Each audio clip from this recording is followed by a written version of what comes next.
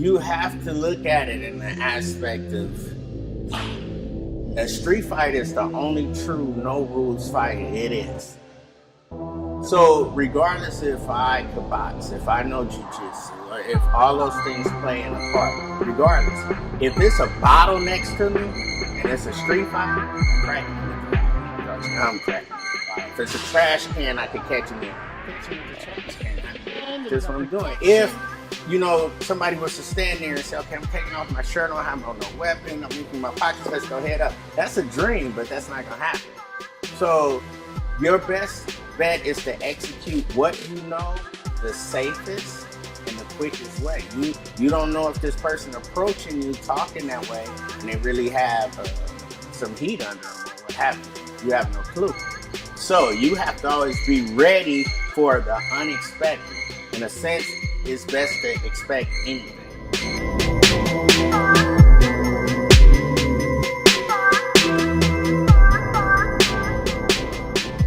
Hey, this is Josh Bryant. We're here at Destination today. We have the opportunity to speak with D. We're going to talk about being gas station ready. You stay ready, so you don't have to get ready. And I've seen some videos of this man training right here. And I thought he'd be the perfect person to kind of introduce this concept because he is exactly that from what I've seen. So I've never really had a chance to get to talk to him before. From what I've seen, I'm super impressed. So tell us a little about yourself and where you're from. I'm from Compton, California. Home of the, if you stay ready, you don't have to get ready. You should always be ready. Mindset-wise and physical aspect. I've seen enough different fighting sports to know you have an extensive background. So did you get started off doing some sort of martial arts, fighting, boxing, anything growing up, or before you were a kid, or what? Actually, I got into jiu-jitsu when I was 14, but prior to that, I would lift weights and watch family members that was in the streets and in and out of jail, unfortunately, lift weights, and I would kind of pattern myself after them. So I knew at an early age I had a certain power, physical ability, but I had no know-how behind it, but ignorance is bliss.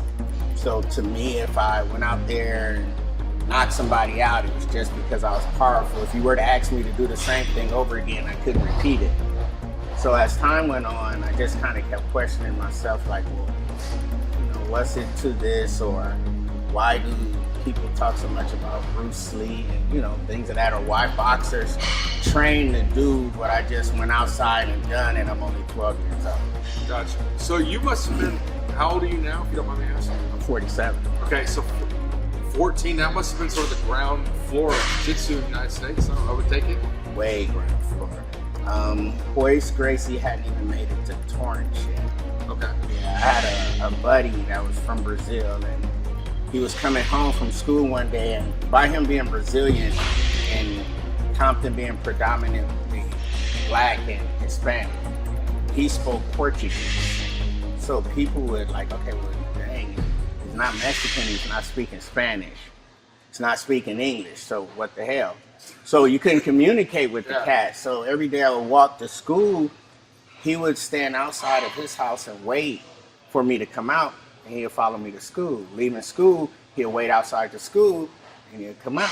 So he only lived 3 doors down from me. I hadn't, introduced myself or anything like that. But one day I was coming home and I was riding with my uncle, and some guys were about to jump him, and I was like, well, hey, I know that guy, he don't speak English.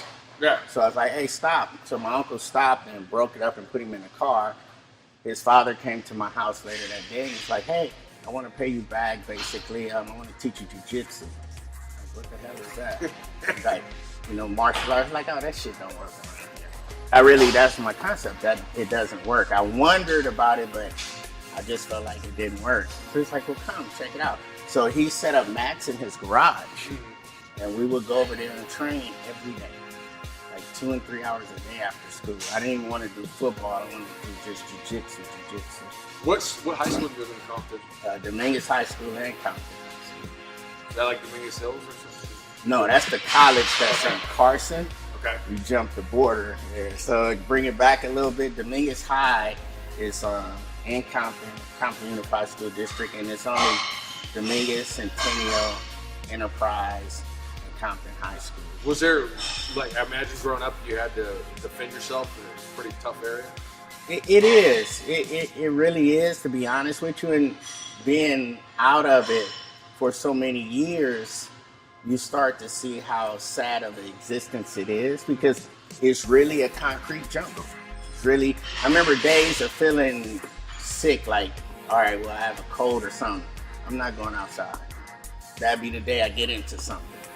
And I'm not 100%. So you have that mentality. Well, all right, I'm staying in the house all day. I'm not going outside. So you feel better. Now you're 100%, you go outside.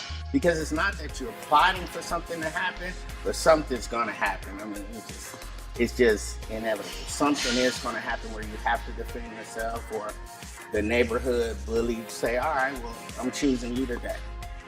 All right. You know, it wasn't so much, you're going to choose me and I'm a bad guy. No, you're not making your reputation bigger off of me. So if you were any kind of person that demanded respect, you were going to come from here. Yeah. And before, like some of the stuff that's going on, is a lot of shootings and things, but prior to that, this is what you did. Win or lose, it's just what you did. You didn't have any fear putting your hands up against somebody. So when I got into MMA, I remember a guy told me my first fight was like, it was in Brazil, and he was checking my pulse, make sure your blood pressure and everything is good before you go out. And he was like, are you dead? I'm like, no. Like, you super calm, yeah? He's like, you that confident? I was like, I don't know. But it took me a while to understand. You were talking about going out there to fight one person that you know didn't have a weapon, and it is a referee there. What the hell? All right, and you gonna pay me for doing this shit? Okay, I'll go. Let's go. So it's a mindset that if it's controlled, it's perfect. If it's out of control, it's a dangerous thing. So what would you do? So basically, what did you do when you'd have to defend yourself on the streets to stay calm and not get out of control, where you could actually stick to what you knew? Far as martial arts, or prior to getting into Prior to getting into it. Prior to getting into it, it's the thing of the sad part of, if I do this enough, it becomes second nature. It's a reaction, it's not a thought. So if you got a guy squaring up in front of you, your thought process is not, oh man, how I'm gonna handle him. Your thought process is, where's the opening? It's gonna be an open, okay? Am I gonna be a counter punch in this situation, or am I gonna take off first? Is he gonna overstep his punch and back old school body slam, or what is he gonna give me? Whether it's professional fighting or ghetto fighting, you can never take anything from a person that they don't give you. You can't say, I'm gonna go fight you today, and this is what I'm gonna do to you. I don't know. You might switch up in your stance, or something may change different where I have to change my approach or my attack. So it's the same thing on the street. Well, what is he going to leave himself open for? Is he going to get off on the first couple of punches? In that situation, does he have a knife in his belt, gun, or whatever? If his hand is in his pocket, I need to get to him before he gets his hands out of his pocket. Okay, so let's kind of cover some middle ground here. So you're learning jiu-jitsu after you helped your friend that didn't know English. Mm-hmm. His dad offered, you're in the garage training. Mm-hmm. To your professional fighting in Brazil. So what kind of the middle ground training wise and stuff, how did you get there? Oh wow, it advanced pretty quick. I met a guy, Rodrigo Medeiros. He was from Brazil. He ended up coming to the States, visiting back and forth. And his jiu-jitsu was different than what I was used to. Because in jiu-jitsu, your submissions, arm bars, ankle locks, chokes. If I get you here in a choke, it's a choke. But it's a million ways to get there. So sometimes people teach from what they've experienced or know. So you become a cheap copy of a good original versus, that makes sense. Let me break out of this mold and create it for myself. Like Socrates said, you cannot teach anybody anything. They have to find the ability to learn within themselves. You can put the information in front of them. They just have to pick the pieces up to make a whole nother being. So I watched this guy jiu-jitsu and I was like, oh, that's crazy. Why does he do that way? Why does he stand? who is this dude? So I started following the dude. Like wherever he would do seminars or train, I would try to be there, whatever. I got in good with him and found out that he was actually the first generation of Carlson Gracie. You know, you have Carson Elio Gracie, you have Carlos Gracie above them, and you have Count Como. Count Como is a Japanese guy that migrated from Japan to Brazil to escape the war. He stayed with the Gracies and taught them jiu-jitsu. They took it and made it Brazilian ready, like parking lot proof. Okay. So under Carlson Gracie was Rodrigo Medeiros. So I studied with him for years until I got to Elio Gracie's side with Boyce Rodrigo and Kenzo Gracie. This in California or? California. Okay.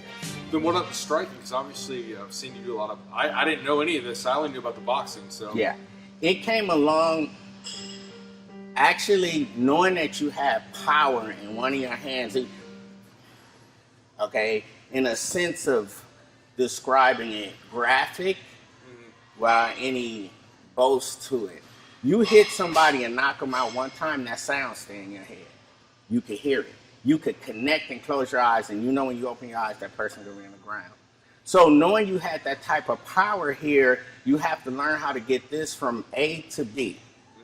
The way you get this from A to B is this, a setup, a range, a foot motion to close the gap or to separate yourself.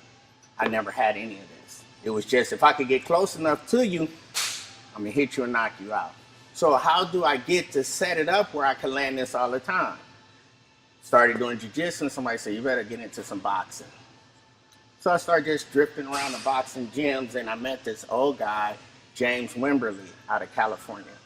And he took me in his garage. He wasn't going to a gym. I met him at LA Boxing, but he took me in his garage and every day we train boxing.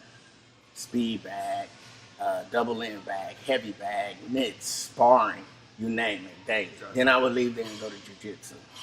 So after a while, it's true MMA, mixed martial arts. You start putting a little bit of this, a little bit of that, a little bit of that, a little bit of this. I think it's interesting though. It sounds like you started. I think I'm a mistake.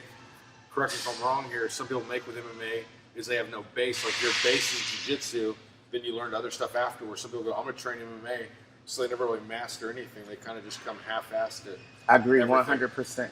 I agree. I agree 1,000,000% because I need to be, for MMA successful-wise, I need to be great at one thing, but I need to be good at everything else so I can get to that great thing. If I'm just good at everything, why would I think something? It's nothing great that exists to me. Yeah. So we could just exchange punches all day, and I did a good job, you did a good job. But if I know I want you on this ground, here's the setup, kicks are set up, takedown are set up. I have different setups to get you to where I'm great at.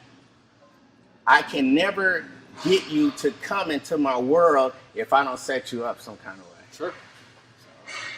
Makes sense. So where did you fight professionally besides Brazil? Japan, Brazil. I never fought in the U.S. professionally. UFC took over a lot of different things.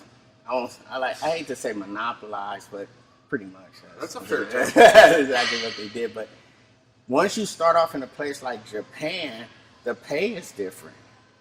Better. Huh? Oh my God, much better. Then you come here and you hear the negotiation aspects here, and it's like, oh no, that doesn't. I saw a listing of the people's lifetime MMA earnings of some of the top people that you'd think would have made millions, or they've fought 50 times and made under 900,000 over like 50 fights and stuff. Exactly. But you look at those people in Japan that fought in Pride, Budo Challenge, K1. Yeah, you Bob take Sapp's a look making at millions and millions. Yeah, so it's a huge difference in the pay aspect. And coming out of Brazil fighting in, so many people were saying, okay, well, all right, do you want to take off here and go fight in America? Or some people went over to Thailand to do little smoker events and, train some more. When Japan came calling, I just raised my hand. So I'll what? take it. So it was mainly Japan, Brazil, and anywhere else? I did a fight in Thailand, but it was under those type of organizations. Okay. What organizations were you fighting in? I fought in K1. I fought in Budo Challenge. Rumble on the Rock. Okay. And then, let me And ask Kingdom. I'm sorry, that was part. Okay, so we've all seen the movie Bloodsport, I'm sure. Yeah. Is that legit, the Kumite, or is it just fantasy for the movie, or what? I wouldn't say that it doesn't exist. I would say that I've never seen it. Okay. But I wouldn't say anything that doesn't exist because my Japanese brothers, they gamble on anything. They're like, oh, you want to do this? All right, boom, let's put it together or whatever. Gotcha. So I wouldn't say that it didn't exist. I'll just say that I've never seen anything like that. That's fair. Well, I've never seen anything exactly like it. Close to it, I've seen some stuff close to it, but not exactly. You take Brazilian Valley Tudos, no rules, 30-minute time limit, no breaks. It's just 30 minutes straight.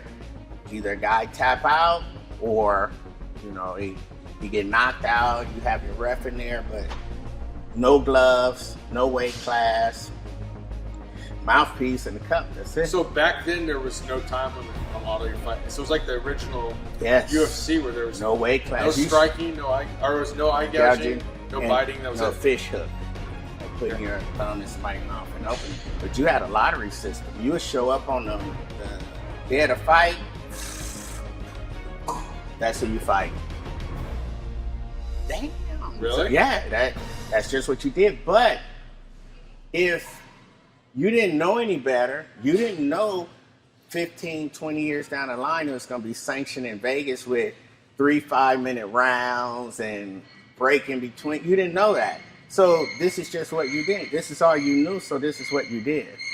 So, I mean, I didn't hear anybody complaining. You get the couple of dollars, like, all right, let's go out there and fight. Some tournaments we'll fight a couple of times in one night. I was about to ask that next. Yeah. Yes. What's the most times you ever fought in a night? Mine was twice. I fought twice in one night. To a final. You had a tournament where they had a few people, then you went to a Grand Prix mode, and you fight the winner of the other side of the lottery system, and then you come together and fight at the end in your weight class, or that was for weight class. Prior to that, it was people that did that, and it was still no weight class. If a guy won and he was a lightweight, he'll fight a guy that's a super heavyweight. It didn't matter. So when did you retire? I'm 47 now, retired at 42. So Officially. Officially? Yes, Are you officially. announcing a comeback? No. But I always kind of left it up Yeah. in the air, Yeah. and then it was still 2 years left on my contract where I wasn't active. Gotcha. I mean, I had thoughts of maybe returning, but just, So now are you training people full time, or what? I do seminars all over the place, like far as jiu-jitsu and MMA, Greg, Tanya, a few people here and there. Okay. So it has to And be you guys something I see in leaving person. Is there any way you can contact you too if they want to get a seminar after watching this? If Oh someone yeah, wants- definitely. Yeah, What? it's called Destination. Okay, call Destination. You can leave a comment box on the YouTube video and make sure they get in touch with you if they want Yeah, to great. run a seminar. Yes. So, and then So let me ask you one more question we've had is, what's the difference between like an MMA type fight and a street fight? Like what type of mentality? Oh, Like shit. like a gas station at 3 a.m., some homeless vagabond with whiskey on his breath comes stumbling up, wants to take your ride, your life, or your lady, versus, a controlled match. You have to look at it in the aspect of a street fight is the only true no rules fight it is. So regardless if I could box, if I know jiu-jitsu, or if all those things play in the part, regardless, if it's a bottle next to me and it's a street fight, I'm cracking him with the bottle. Gotcha. I'm cracking him with the bottle. If it's a trash can, I could catch him with the trash can. That's what I'm doing. If somebody was to stand there and say, okay, I'm taking off my shirt, I don't have on no weapon, I'm emptying my pockets, let's go head up. That's a dream, but that's not gonna happen. So your best bet is to execute what you know the safest and the quickest way. You don't know if this person approaching you talking that way and they really have some heat under them or what have you. You have no clue. So you have to always be ready for the unexpected. In a sense, it's best to expect anything. You want to make sure that you know where those hands are at all times. And if he start off like this and he go like this, never let him pull his hand back out of his pocket. Never. I mean, that's your whole fight right there. So you want to make sure. I've trained police officers in how to land on a gun or keep a person from getting a gun and things of that nature. It's very important because so many people get attacked with their own weapon. Yes. What about using the headbutt? Do you think that's an underutilized weapon? No, that's my favorite. Back then, it was no rules. It was, you can do what you wanted to do. So a lot of times, if a guy was to try to circle me or whatever, when he circled me, he should have his head planted in my back. If I didn't feel his head in my back, boom, that's the first thing I'm doing and I'm turning out of it. Or if we fighting and we lock up and he's facing me and I can't prime off the cage or whatever, boom, because I'm not going to let my hands go. I'm going to keep this grip, but I'm going to headbutt him until he crack open and let go of that cage. Don't want to sound barbaric. I don't want to hurt. Oh, come on, this is civilized. I don't want to hurt. I don't want to see him hurt, Yeah. but I'm in there to do a job. So, yeah, I used to like the headbutt aspect. Some people didn't. I like, even now, you can't headbutt, but in training, I'll still take my head and drive you the way I want you to go. Where the head go, the body will follow. So if I could drive your head that way, I'm not worried about your body turning into me this way.